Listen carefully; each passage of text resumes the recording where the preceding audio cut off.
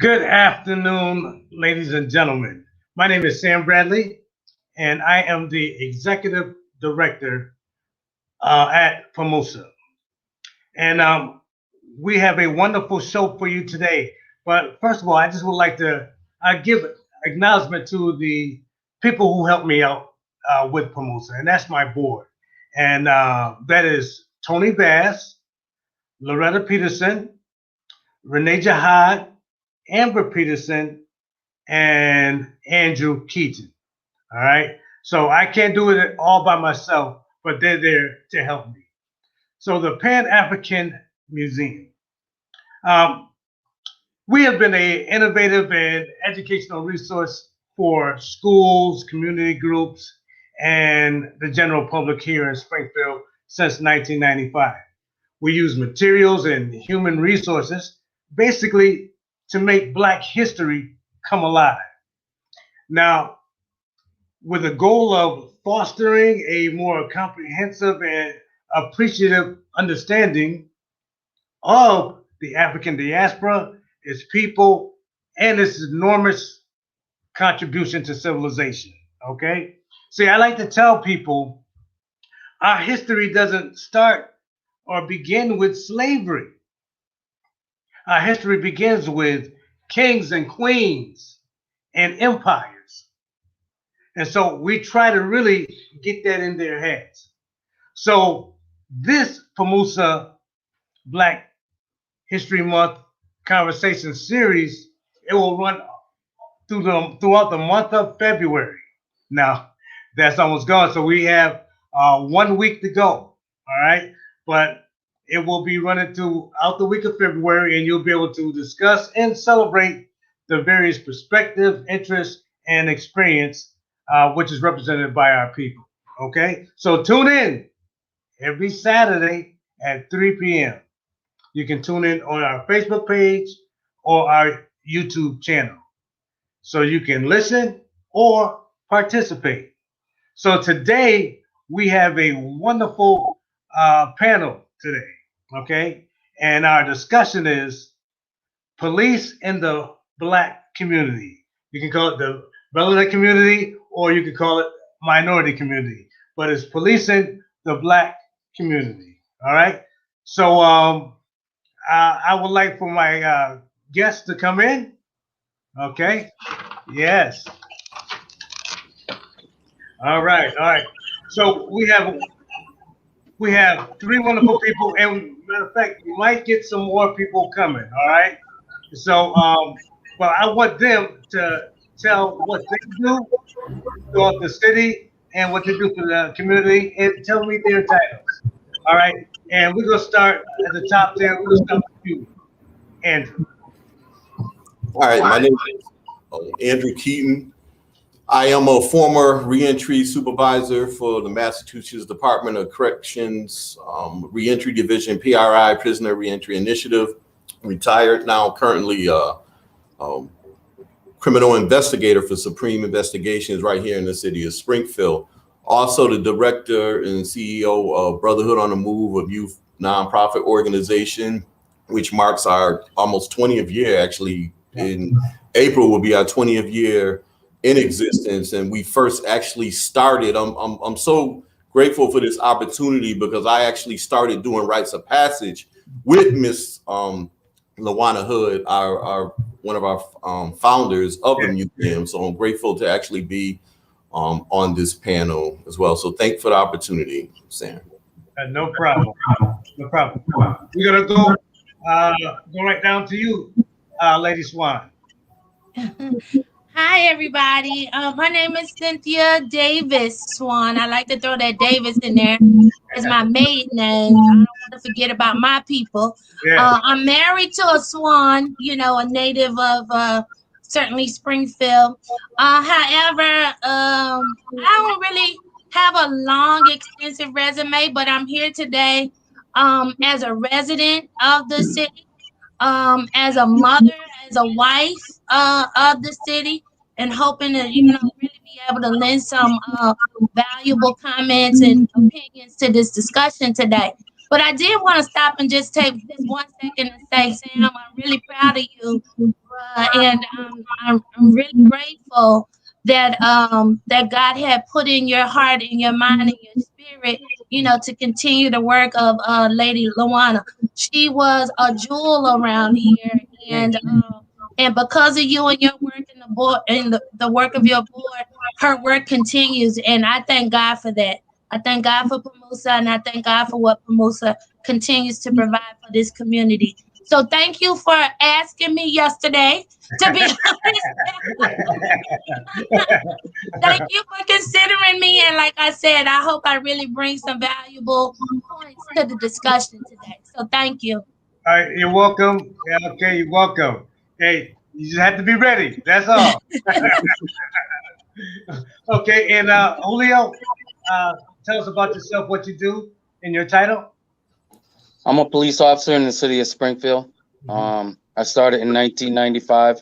I'm originally from Jersey City, New Jersey. I'm a product of Bobby Hurley Sr. and Mike Hogan's system, the old school ways of working with the community. I've been a coach, and I've been involved in the community since 1995. I started under the commissioner's guidance with the Springfield Police Youth Athletic Association. I got involved with the Boys Club on Carew Street with Hector Roman and Gary and those gentlemen.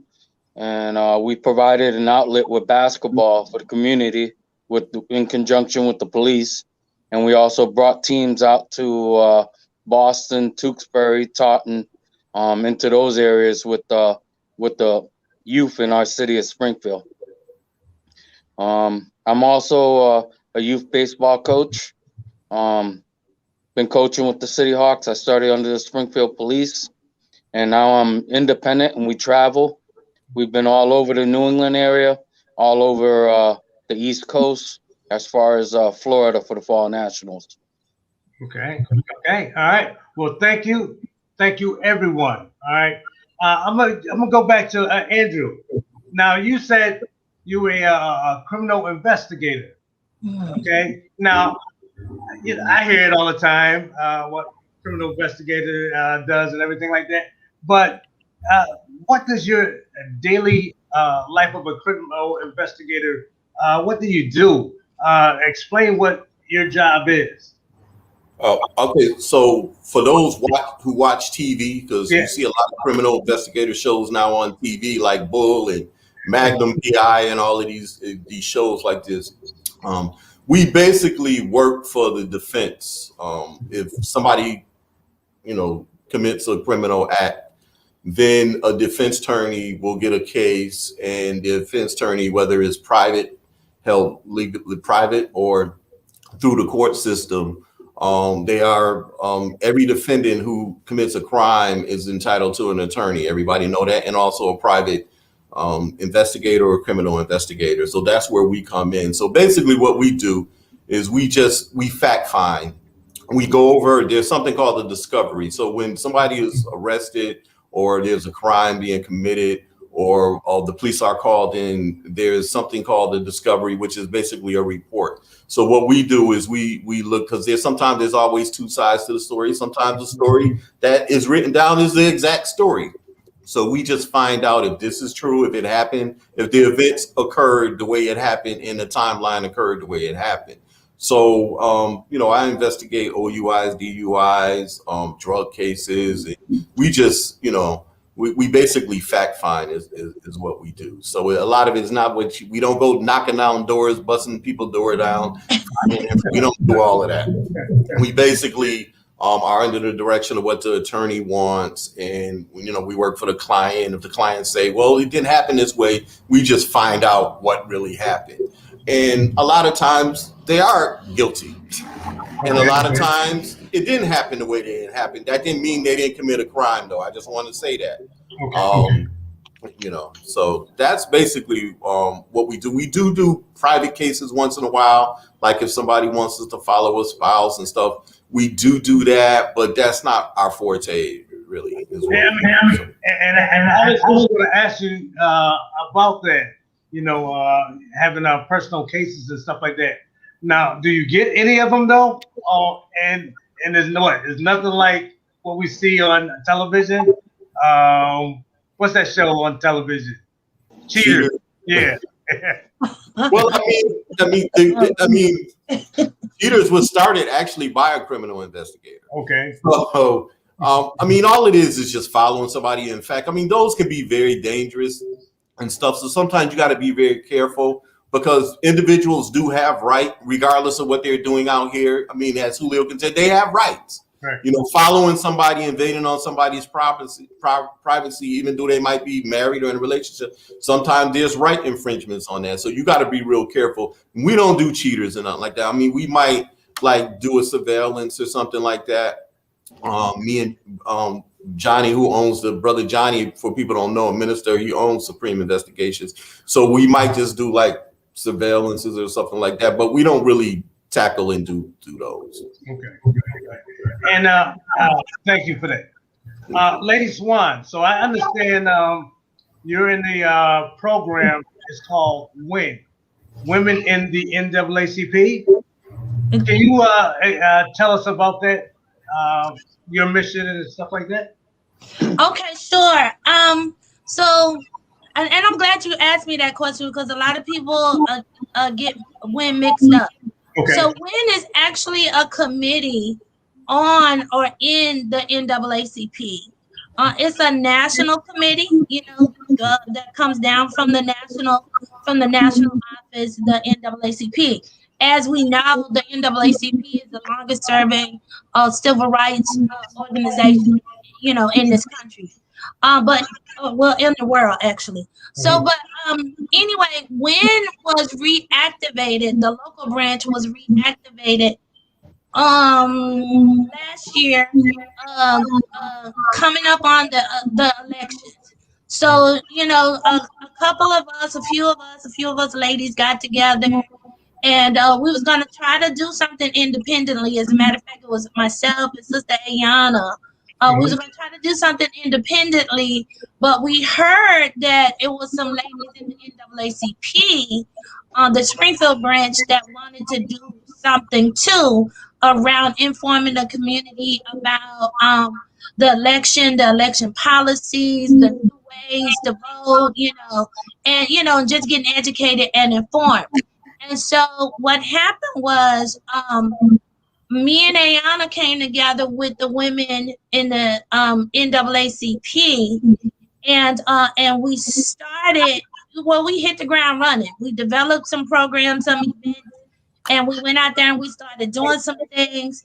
And then it was just kind of a natural progression of where, I was talking to my husband, who is the president of, as you know, of the NAACP, the Springfield branch. And I was talking to my husband, and my husband just kind of said, why don't you guys, you ladies, I should say, just reawaken the WIN arm of the NAACP? And that's what we did. And like I said, we just been really rolling ever since. So, it hasn't even been a year yet. It's coming up on a year. It hasn't even been a year yet, but we've managed to do so much. And, got so much on our plate that we're excited about. But it's all about really just informing the community, educating the community, being knowledgeable ourselves, doing the research ourselves, studying, case studies, experiments, just doing everything that we need to do so that we can move our community forward and so that we can be power players also in the community. Right. Now, let me ask you, I have another question. I think you and I talked about it sometime over the summer, but I'm not sure if everyone knows. Where was the NAACP started? What was it, Did we talk about it over the summer? I don't remember. We've been doing so much. The NAACP, well, we are one of the oldest branches. Okay. The NAACP, well, wasn't it started in Massachusetts? It was started in Massachusetts, and I believe, in the Boston area, W.E.B. Du Bois, or whatever. Okay, it's the trivia time. That's what it's good at. You know, Well, you got it right. Right, yeah. So W.E.B. Du Bois, and like I said, I do know that we're one of the older branches, you know, certainly in the country. Yeah. Okay, great. And Officer Vasquez, now is it Officer Vasquez, or do you have any? Should I call you something else? You're correct. No, that's fine. Okay. You can call me Officer Vasquez. We're good. Okay. So now I know you love dealing with the young men in Springfield. You teach what, baseball and everything. You brought them up to Formosa. Wow. So basically, as being a police officer, why is it so important to you that you help out kids and and try to mentor them? Well, I grew up in Jersey City, New Jersey, like I said earlier. Mm-hmm. Bob Hurley is a probation officer from Jersey City, New Jersey, and he took me under his wing. And growing up in Jersey City isn't the best of the areas or the best of the neighborhoods. It's similar to Springfield, Mass. And I just wanted to pay it forward, and I wanted to make a difference and teach the basics, the fundamentals, as well as life skills to the kids and be a mentor and give them an opportunity to be successful in life. Okay. Now, as being an officer, okay, in society today, we have the gang, we have people just doing crazy things. What do you feel as though? How do you feel as though the climate is out in the city? Climate's changing. Okay. The atmosphere is changing. Hopefully, with some time and with more activities and more programs in the community, that we can impact the youth and put them back on track. I mean, we really need the youth programs to thrive. We need the community centers to continue doing what they're doing, and we need more mentors out there to be positive with our youth. I mean, as a police officer in the city of Springfield and working in the schools with the Quebec unit, I felt it was a good tool for me to work with the kids and talk to them and try and steer them in the right direction and let them know, hey, you can go to school, you can choose the military if you like, and there's nothing wrong with college or the military or even a vocational school. So that's good. And once again, I thank you for doing what you do in our community, and much kudos goes out to you, because I know it isn't easy. Okay, but I'm gonna ask you this: we let's just say freedom, justice, equality. We have lost a lot of great leaders because of these words. We had people who were close to us die or go to jail, because of those three words: freedom, justice, and equality. Can you guys tell me, you can pick one word, or you can tell me a little bit about both of them, but what does that mean to you as an individual? And I'm gonna start with you, Andrew. Well, I'm gonna start off with inequality, and because I think that's one of probably the most important ones to start off with. Like Julio mentioned, Lady Swan is from Houston. We didn't, and even me growing up in Springfield is Dallas. I'm sorry. Get them, Lady Swan. Springfield is not Chicago or Brooklyn or any like that, but Springfield do have its issues. And I'm a product of the public school system, and I'm a product of the projects as well. But there is, if you look at it, it's not just Springfield too, it's all across the country. If you look at where we grow at, our opportunities, there's scarce, man. There really are. It's if you look at like what Julio said, when you had mentors and people around you, like he had Bob Hurley. Bob, if you don't know who Bob Hurley is, he's a famous person. He's a famous coach. He's known not just in the United States, known all over the world. So for somebody like that to be his mentor, and me, I had a few mentors growing up too. I had uncles, and I had basketball coaches around me that were mentors as well. Those are very important. Education is very important as well. I just think sometimes there's an unbalance when it comes to equality, when it comes to education. In our public school systems, one of the biggest fights that we always have is, the teachers or education and what we're learning and what we're teaching. We're still in 2021 and the school systems can't get Black history taught in the school systems. Those are problems. And my whole adage is you can't be who you are until you know who you are. So one of the things that is lacking really in inequality is education. And then it's just access to going to schools. It's access to resources. Like Julio just mentioned too about the youth teams and all that. A lot of kids turn to basketball. A lot of kids might not be able to play basketball. It might not be affordable for them to play basketball, affordable for them to play soccer, affordable to play other sports. So we're stuck and limited to the resources of what we do with sports. So I think, not to go on a big soapbox on it, I think that's very, very important. And then when you look around the cities that we live in, just really ride through Springfield, and then you take a ride through Longmeadow and Wilbraham. It's just like night and day. And that is a reflection of what we live in. We got abandoned buildings. We got businesses closed. We have people that run in businesses that don't look like us. That's inequality. Mm-hmm. All right. Okay. All right. And you, Lady Swan? Yeah. Can you repeat those words again? Because that was a loaded question. Mm-hmm. And I just want to see what direction I want to take with that. You want to go in it? Yeah. Freedom, inequality, and justice. Okay.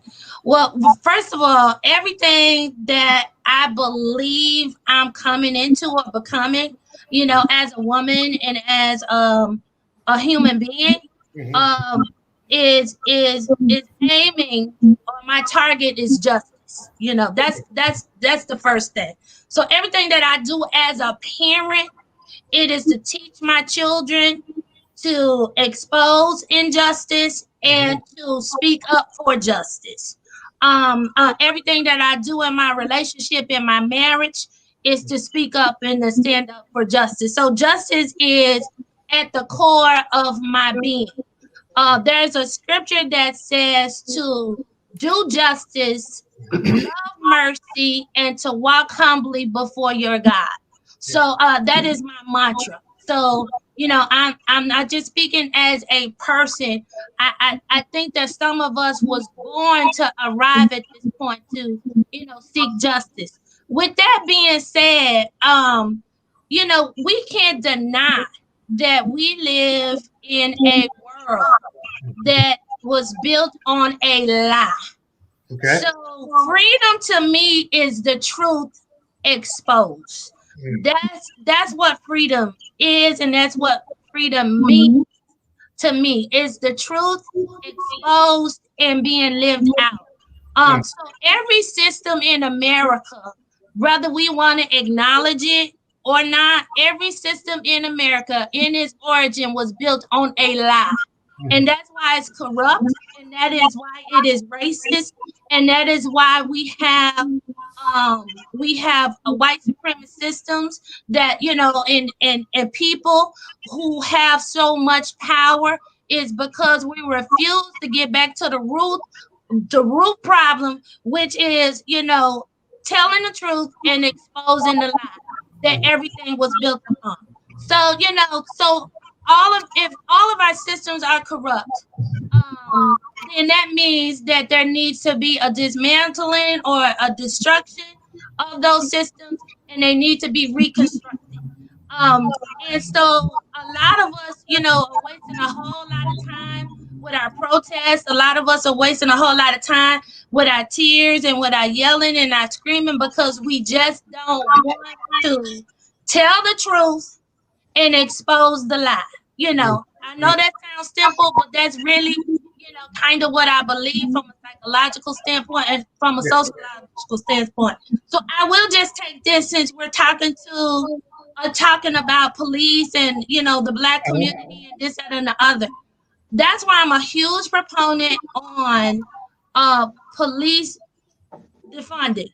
Okay. And I know that a lot of people are very uncomfortable with that word, very uncomfortable with that term, but I speak not only as a resident, but I speak as a therapist. Mm-hmm. For instance, defunding only means reallocating funding or reallocating monies, or whatever the case may be. So I would rather, for instance, spend more money on appropriate resources in the community than, say, to better militarize the police, or whatever.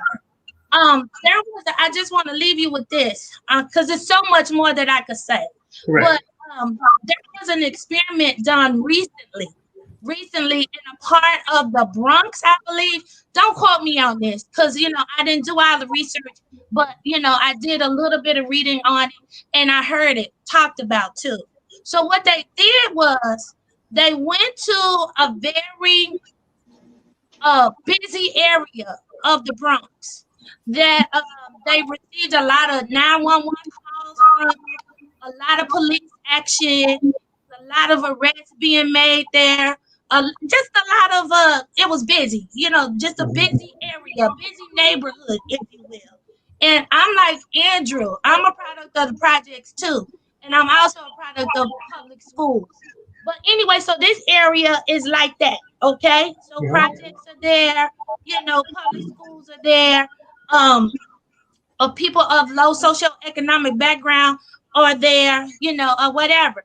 So what they did was they asked the police department to shut down for 5 days, for 5 days.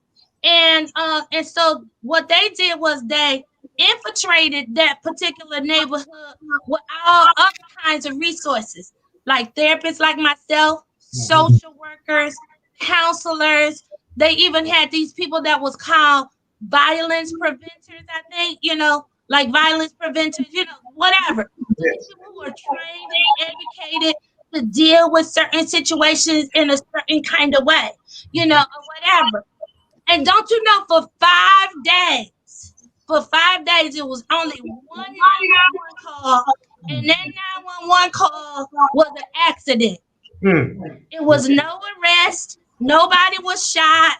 Nobody was hurt. And I'm not saying, and let's be real. I'm not saying that crime don't take place and that we don't need police. But what I am saying, we really need to re-examine the way that the police departments have been constructed and to serve the community. Because like right now, there's major conflict, major misunderstanding between what policing is, and basically, how to treat members of the community to which you police. Right.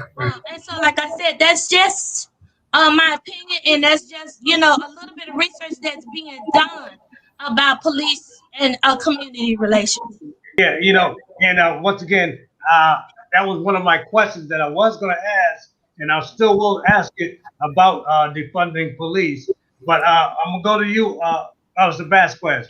Now, once again, you can go ahead and answer freedom, justice, and equality.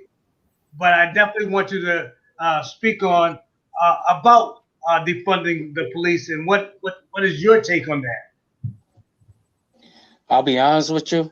It's a tough career. It's not an easy career, and it's not an easy job. Okay, you take qualified immunity from us, and you defund us. A lot of the veterans and a lot of the older, experienced police officers will be retiring, and they'll be looking at other fields. I'm not going to sugarcoat it for you. Okay, we don't want it's a catch-22. It's not an easy solution for the community and for the residents, but it's also not an easy feeling for us as police officers when we respond to 911 calls and we don't know what we're walking into.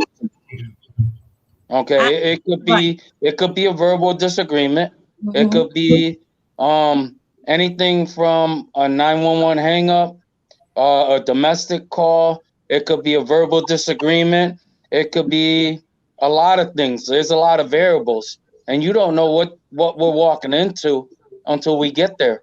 And, you know, for our officers and for our safety, we only have half a minute, maybe 30 seconds to a minute to make a decision. And that's a tough one. Mm-hmm. And that's not easy, because that's something that we have to live with. Right. Not anyone in the community. Because if we make a mistake, that's something we have to live with. Mm-hmm.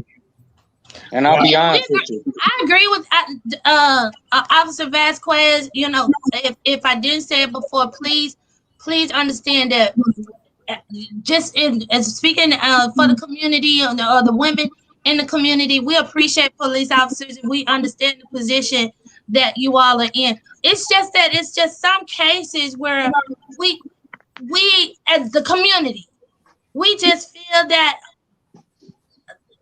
it wasn't even deserving for a gun to be drawn.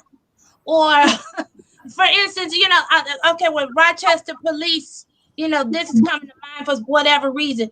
You know, a 9-year-old, she's already handcuffed, but then she's pepper sprayed by the police officers. You know, it's just some things go above and beyond, and it's like, we don't believe that would happen if that was a little white girl, a little 9-year-old white girl. I don't care how hysterical she was.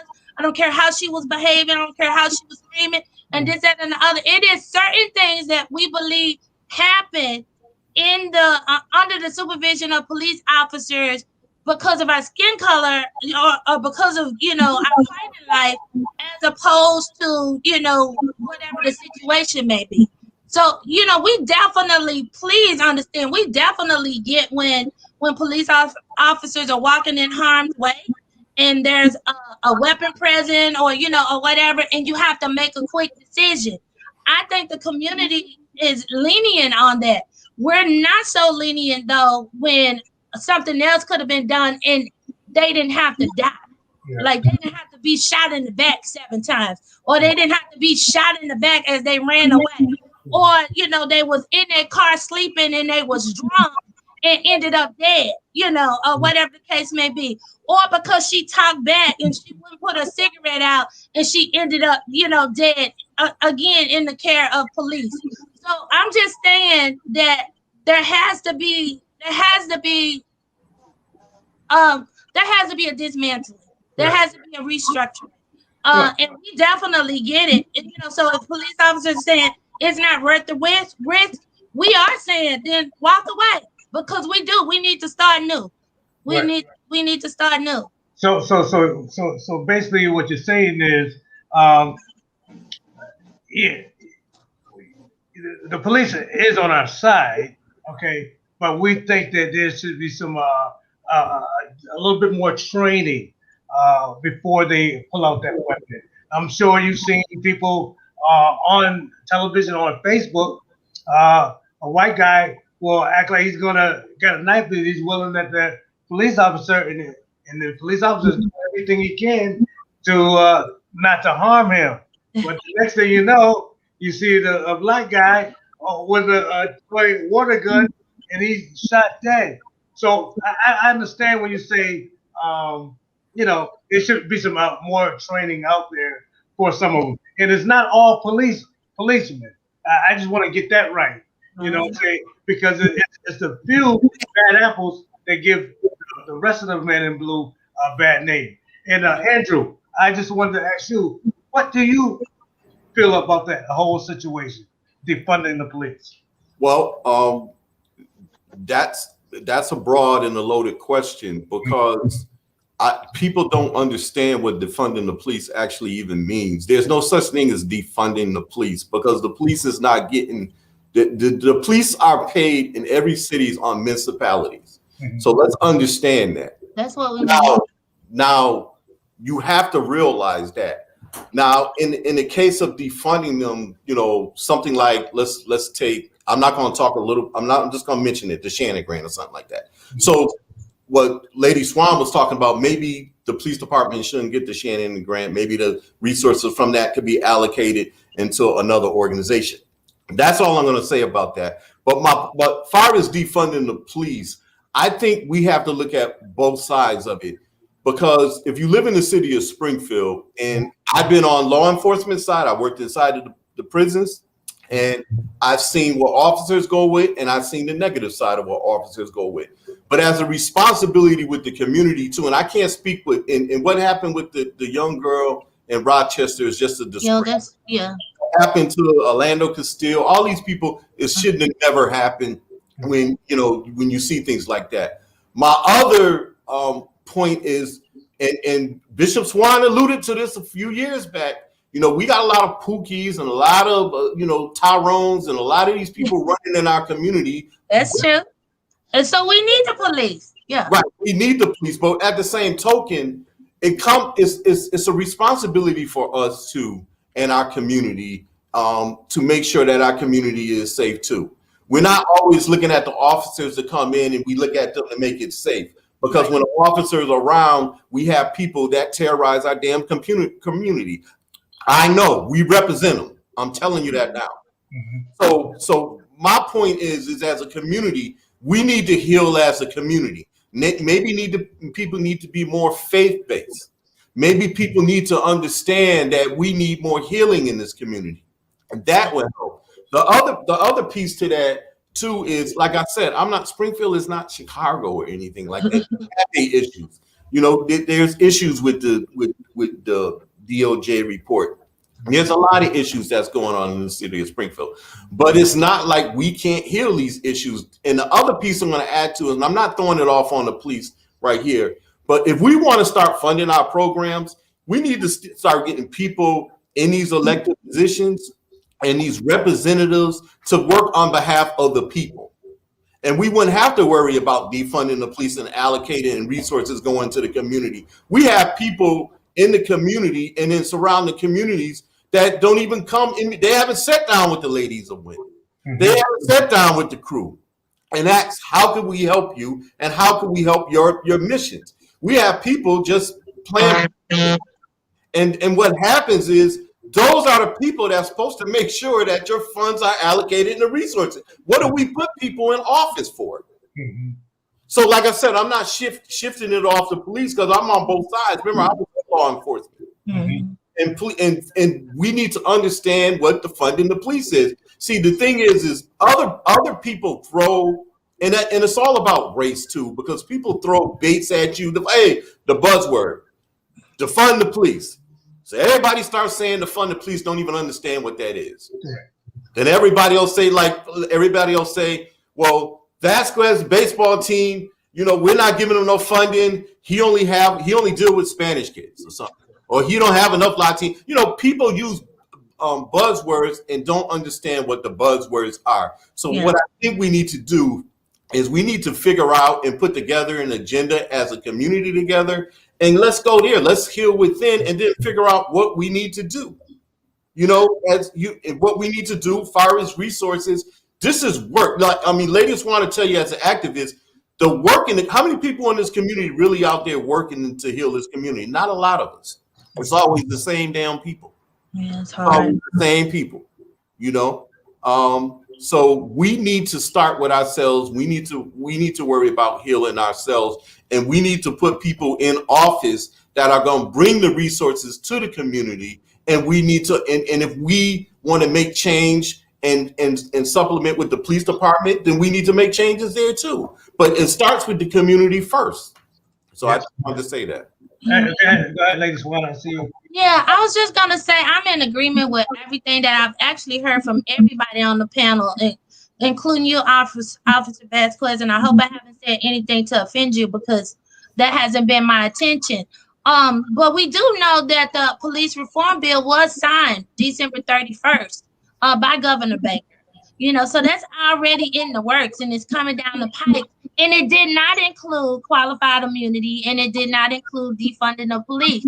Like I said, though, I'm a strong advocate for defunding based on my understanding of what defunding means. So defunding in my opinion, does not mean cutting the paycheck or cutting the retirement fund of police officers. In my mind, it's about funding other resources so everything doesn't turn into a 911 call.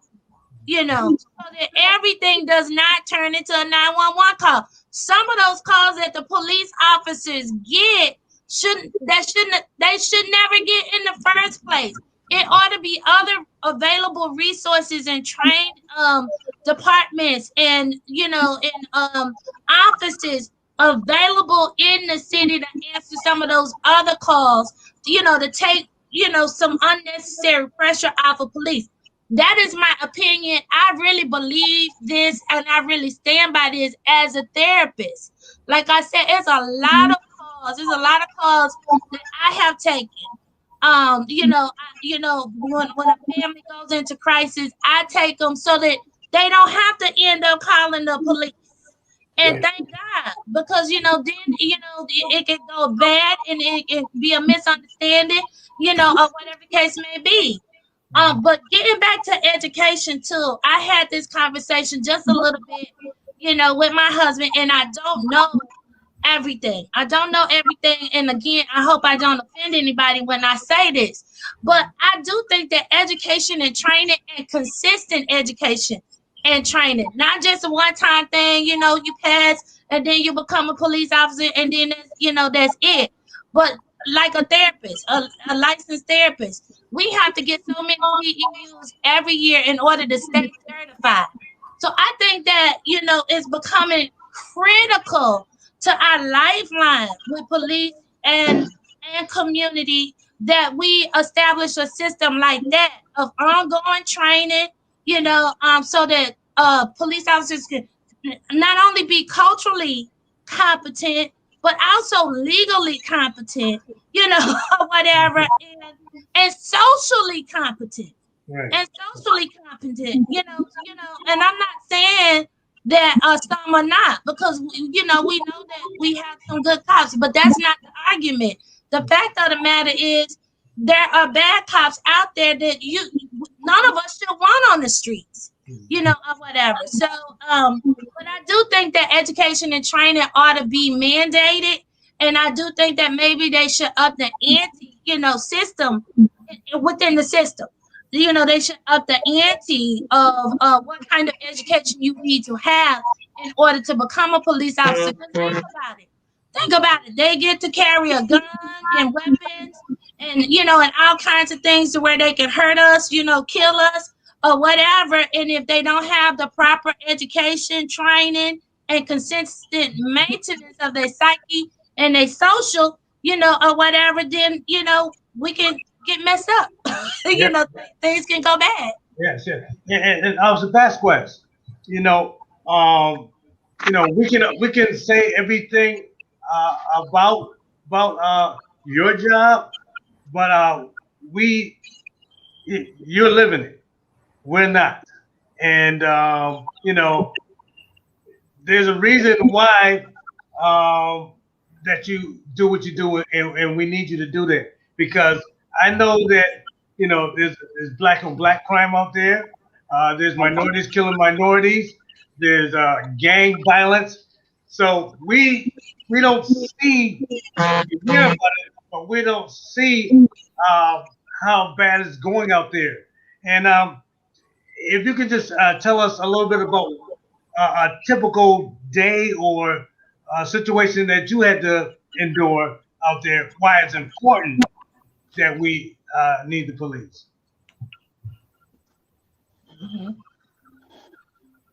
Andrew, I was brought onto the panel to talk about baseball and talk about the youth in the community and the job that I was doing. All due respect, I mean, I wasn't brought on to discuss my duties or my job as a police officer. Right. Respect that. And I will respect that, and I will drop that question. All right, you don't have to answer that question if you don't want to. Okay, but once again, there are a lot of, I'll just say, protests. Okay, people protest for different reasons. They protest for change. They protest in order to put pressure on people. Okay, and what I want to do, I want to ask you this, Lady Swan, Yeah. because I know your husband. He's very deep into this scenario, about Black Lives Matter and things of that nature. Okay, and and and I know that he's always speaking up for the people, and he gets a lot of basically threats on his life and Yeah. things of that nature. Well, the whole family does. The whole family does. Yeah, and just speak on that. I just wanted to know, how's that going in your life? Well, that's interesting. I think I said the other day, somebody asked me that question. I think what I said was I'm numb to it now, you know, or whatever. In the beginning, it was a little scary. I don't know if y'all remember. Y'all was around because y'all from here. Well, y'all been here a long time. But what was the guy's name? But he was a Springfield police officer, and what he did was he called, and he disguised his voice, and he pretended, he gave himself a black name, if you will, when he called the church and he threatened my husband. So that was close to 30 years ago when that happened. Those days were very scary for me. I was really young. I had babies. I had little kids. And police, sometimes would pass by the house or pass by the church or, just kind of follow us. We was pulled over a couple of times, or whatever, and harassed. And I do remember being a little afraid, but never really sharing that with anybody. So we're used to it now, as a family. Listen, I didn't mean to offend Officer Vasquez, or whatever with the things that I said, but I gotta be authentic in who I am, as a black woman in this community. And although I have friends and family that are police officers too, but I would say the same things to them, or whatever. So I do believe that in order to make change, all of us who are so-called good people and care about the community, regardless of what position we may hold, we still gonna all have to come together and fix this. It just can't be fixed by the community, and it just can't be fixed by the police. Their agenda can't, succeed, and our agenda can't succeed. We gotta come together in order to fix this as a whole community. That's my opinion on that. But nevertheless, just getting back to answering your question, I think I'm kind of numb to it now. But I think in order to fight justice, to be sincere about fighting justice and not just trying to be popular, not just trying to get likes, not just trying to get somebody to follow you on Twitter, or whatever the case may be, you're going to have to be in those uncomfortable spaces and places, and you're going to have to face the very threat of your fight, of justice. So let me just put it this way in answering your question very shortly. He married the right one. Okay. All right now. That's right. That's right. That's right. And yeah. And once again, too, we would like to say too, we didn't mean any harm or disrespect to Officer Vasquez. I'd like to put that out there as well. Okay. Yeah. Once again, I call people on this panel to be as real to a certain extent, because the people have to know what's going on. Yeah. Okay. And what I want to do is, and unfortunately he's not here, but I wanted you guys to even talk on it. Back when we were missing the black kids. You know, they were getting black boys and throwing them in the lake, hanging them and everything like that. You know, I was worried about that. And as a black man, I'm not that tall, so they could probably tell I was a black boy and somebody could have came and snatched me up. But do you know anything about that, being an investigator or anything going on? Because I never really heard any resolve from that. Yeah, I don't. We have no information on what was going on. We know there's a pattern developed. So we wasn't privy to any of the information. I know people were asking us, especially when it came to like video cams, and we were approached by one of the family members that was involved in one of the cases that was missing. So he came in office, met with us, but it didn't really go farther than that. So I really don't really know. Like, I'm not going to comment on something that I don't know. So the thing about it is, they did sit down with us, and I think there was some things that could have been done better on it. But I also, once again, we wasn't privy to a lot of information. The father came and sat down with us, and he knew very little. And then the people that were with the young man wasn't saying anything. So that's another thing that that we had to deal with. So really, I mean, I have no clue of what it was, but we do know that was something going on, because it's not a coincidence. It's a coincidence when 1 or 2, but it's not a coincidence when you have like 5 and 6 missing, and now you see in Chicopee there are people missing, and so there's something that you need to look at. There's something that we can look at. Right. And Lady Swan, how did you feel as a mother, knowing that something could easily happen, in a situation like that? Come on, bro, Sam. That's our everyday. That's nothing new. That's our fear every day. Even when let me see, with the insurgents and the buildup of Donald Trump and his cronies, we would get little messages in Facebook, and they would say, make sure you keep your kids close. Now this is during the pandemic. Right. Make sure you keep your kids close because the Trumpers or whatever are supposedly swiping up black kids and killing them and hanging them. I mean, just all kinds. But that's been throughout life. Right. That's been throughout life. So that fear, that trepidation of being a parent and having children, even my adult kids. When Springfield was, every other call, every other alarm that would go out, somebody got shot. I called my grown kids. Are y'all okay? I just want to make sure they wasn't a part of whatever, went down when somebody got shot, or whatever the case may be. So that's our plight every day. That's nothing new. That's our worry. That's our prayer. God protect our kids, keep our kids safe, or whatever. That's our prayer all the time. So there's nothing new for us to, have to deal with that kind of anxiety every day. Right. Okay.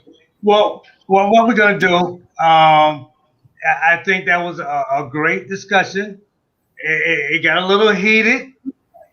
I don't think it got heated at all. I just think that, people are sensitive about it because of the position, that they have. And, some people are making the sacrifice.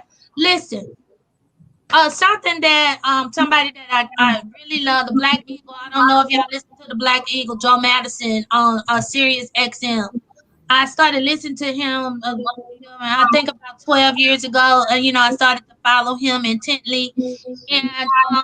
And something that he said the first time my husband had him to come to the lecture series. So he blessed us by coming to the lecture series. And something that he said has resonated with me all of my life. And he put words to it, which was, a moment is temporary, of course, Right. but a movement is sacrifice. Right. A movement is sacrifice. So, people that are real about this fight for justice, we have to understand that we putting everything on the line, and some of our ancestors was not only willing to, but they gave their lives, for this fight for justice, so that we can have more freedom than they did, or whatever, so that we can have more liberty than they did, Right. so that we can be emancipated just a little bit more than they were, and so that we could be just less oppressed than they were. And I'm speaking not just as a Black person, but as a woman as well, because there's another intersectionality, if you will, of oppression that comes with being a woman. Right. But that's not the discussion today, but y'all bring me back to that one. Right. Hey, y'all bring that'll be on our discussion when we have gender inequality. Right. The women's movement. Right, but that's what I was gonna say. The bottom line is everybody is not willing to make that sacrifice. And I've decided that I'm not gonna be mad at them. I'm not gonna be mad at them, because I'm gonna continue this fight, and I'm still gonna fight for them. I'm still gonna fight for them and their freedom as well. But everybody is not meant. Everybody wasn't born to make the sacrifice of liberty, but some of us were, and so I'm just determined to just kind of stay on that track, and understand that some things I'm gonna have to give up, and some things I'm gonna have to lose.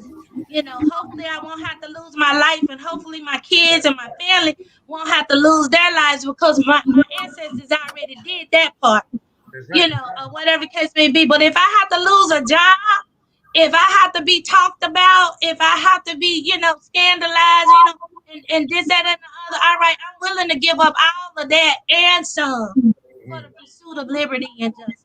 All right. And Andrew, do you have any final words or anything that you would like to say to the community? No, these discussions I'm grateful that PAMUSA putting on these discussions. These discussions are needed in the community. We just need to have, like I said, the community is us at the end of the day. So we can sit up and we can have discussions and we can talk all day long we want, and we can come in and we can cry about racism and we can cry about this, but it's us. It really is us. For example, we done had a few murders in this city, and I ain't seen nobody get on a podium and complain about why there's murders on the city. And then we have, and then a police officer will shoot somebody, and you'll see that 20,000 people out arguing, and that's done by design. You telling the truth with that drill? Yeah, but it's true, and it's done by design. So I think, like to Lady Swan's point, if we gonna pick fights, then every fight should be our fight. We shouldn't choose and pick because of where we stand at something, or we don't want to say that we know this and all that. I think this ain't no game. When some of these people jumped into these civil rights movements, they did it with their lives. And they lost their lives. And some of them, and I'm gonna tell the other side of the story too, because I ain't gonna sugarcoat it.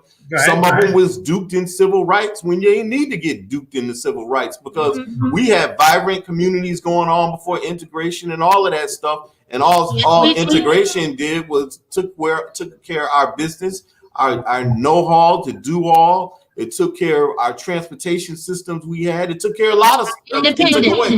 Took away a lot of stuff we had. So that's the thing. I think, like I said, as a community, before we start fighting for this and fighting for that, we need to sit down and we need to all be on the same page. And then we need to say, look, when our little boys and our people are shot and killed, we need to be saying what was not right about that. We need to stand up for that as well. And we need to go to our communities and say, look, y'all ain't right. Y'all can't be hanging out in the street. Y'all ain't right. We need to do that too. That's part of activism too. Right. So You I just wanted to brought add up my that. husband a little bit earlier. See, you got me fired up now, Sam. But anyway, you brought up my husband a little bit earlier, Drew, when you said that my husband said, you know, them Pookie and them. Well, so I'm gonna finish that statement. So when he brought up Pookie and them, he was saying that it's our responsibility. If Pookie live with you, you know, if Pookie is your son, that's your responsibility to knock him upside his head and keep him off the streets and keep a gun out of his hand. You know, if that's your son, you know, daddy, where are you? Keeping your son off the street. You know, mama, granddaddy, uncle, whoever. You know, where are you? Village, where are you? It's time for the village to wake up. You know, and you're right, and take care of our own. But that's also getting back to the 911 calls. Somewhere in our psyche, you know, we've been conditioned to think that we're supposed to call the police for everything instead of calling our elders, instead of calling our pastor, instead of calling grandmama Neil. You understand what I'm saying? Yeah. We got to get back to our village, you know, and take care of ourselves, you know, so that we won't have to depend so much on law enforcement to try to take care of everything. So you're absolutely right. And if we have to, you know, create our own resources within the community to keep our community safe, then we need to do what we need to do, because they are not going to put qualified immunity in the bill, and they're not going to also put defunding the police in the bill. And Zeta had put in her comments here, she was like, we're not talking about defunding, we're talking about reform. They already signed the reform bill, Zeta. They didn't sign off on defunding, though. They didn't sign off on reallocating funds so that we can create more resources within the community. But that leaves me with my last thought that I want to give today. Go ahead. Just like Drew said, and just like I believe Sam has mentioned today, this is a very important year as far as local politics are concerned. This is a very important year. All of the city council seats are up, and all of the school committee seats are up. You know, so this is our time to decide now who to put into those places that will help create the policies, because we already got our state reps and stuff in place. So, you know, who to create those policies and who will advocate for those resources to bring them back to the community again, to expound upon what's already been signed, you know, and put into place, and continue our protest and continue our fight for justice. So this is a very important election year. So I want to end with that. Okay. Yeah, and I want to say, and I want to add to that, if you can't bring no money into the community and support the people like you're supposed to, then somebody else need to get into that. Somebody is right. We need to, but we need to be cultivating those people. We need to be vetting those people, and we need to be supporting those people. I absolutely agree with that. Yep. So guys and ladies, I think everybody was right. We had a very interesting conversation. And that's what it was to do. It's supposed to pique people's interest. All right. Yeah. So, Lady Cynthia Swan. So I know you're not gonna bring me back because I offended one of your candidates, but I didn't mean to. You are welcome back anytime. You get that from me. I didn't mean to. Officer Vasquez is welcome back anytime as well. Yeah. Because we have a conversation and we hear both sides of the conversation. That's why we call it a conversation. All right. And Andrew, we appreciate everything you do and everything you say. So once again, there you have it. Policing the Black community. So remember next time, people, this Tuesday, we're going to be having the Black people in education, Blacks in education.